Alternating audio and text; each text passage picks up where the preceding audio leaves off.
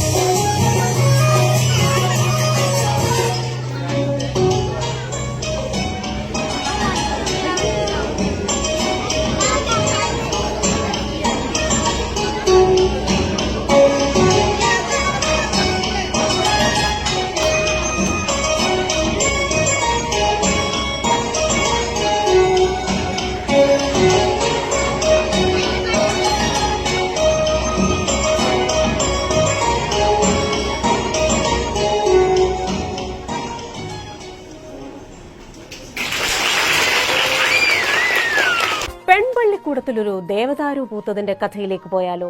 കൊച്ചു ദേവദാരുവും പക്ഷികളും ചിത്രശലഭങ്ങളും എലികളും മരങ്ങളും ഒക്കെയായി എറണാകുളം ഗവൺമെന്റ് ഗേൾസ് ഹൈസ്കൂളിലെ 18 പെൺകുട്ടികൾ വേദിയിലങ്ങ് നിരന്നപ്പോൾ ആ കാഴ്ചകൾ നിങ്ങൾക്കായി എത്തിക്കുകയാണ് സൂര്യശ്രീ. 8ാം ക്ലാസ് വിദ്യാർത്ഥികളാണ് തങ്ങൾക്ക് പഠിക്കാനുള്ള ഒരു പാഠം നാടകരൂപത്തിലാക്കി സ്കൂളിലെ മുഴുവൻ കുട്ടികളെയും പഠിപ്പിച്ചത്. മാത്രവുമല്ല, നാടകത്തിന് വേണ്ട മരവും ഇലയും ചിറകുകളും ഒക്കെ തയ്യാറാക്കിയതും ഈ കുട്ടികൾ തന്നെയാണ്.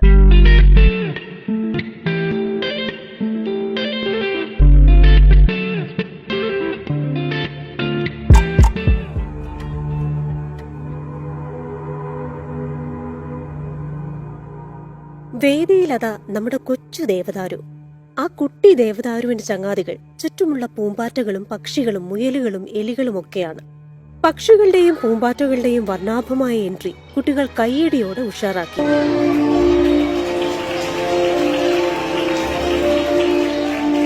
അവരങ്ങനെ ആടിപ്പാടി ആർത്തുല്ലസിക്കുകയാണ്.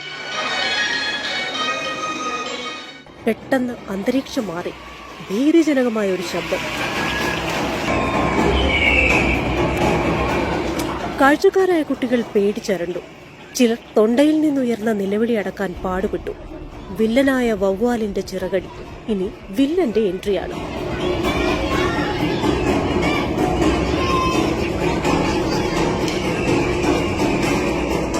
ആർത്തുല്ലസിച്ചു നിന്ന പക്ഷികളെയും മുയലുകളെയും പൂമ്പാറ്റകളെയും ഒക്കെ വിരട്ടി ആ കുട്ടി ദേവദാരുവിന്റെ ചില്ലയിലേക്ക് അവൻ ആഴ്ന്നിറങ്ങി. പാവം ദേവദാരു.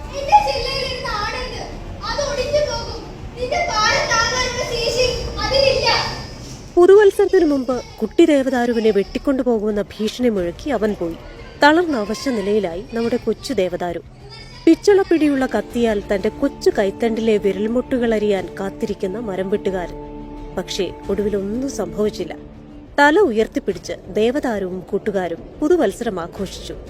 അങ്ങനെ റഷ്യൻ എഴുത്തുകാരനായ സിർഗെ മിഹൽക്കോഫിന്റെ കൊച്ചു ദേവദാരു വിജയകരമായി അരങ്ങേറി.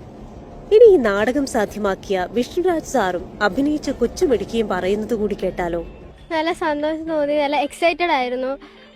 സാറ് വന്ന് ക്ലാസ്സിൽ വന്ന് പറഞ്ഞപ്പോൾ ഞങ്ങൾ വിചാരിച്ചില്ല ഇത്രയും ഇതാവുന്നു. നല്ല രസമായിട്ട് ചെയ്തു.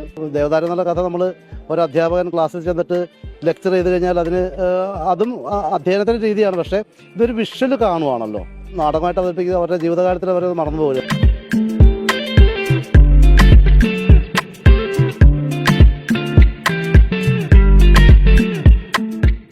കുട്ടികൾക്ക് പഠിക്കാനുള്ള പാഠഭാഗം തന്നെയാണ് ഇത്തരത്തിൽ ദൃശ്യകലയുടെ രൂപത്തിൽ ഇവർ മുൻപിലേക്ക് എത്തിച്ചത്.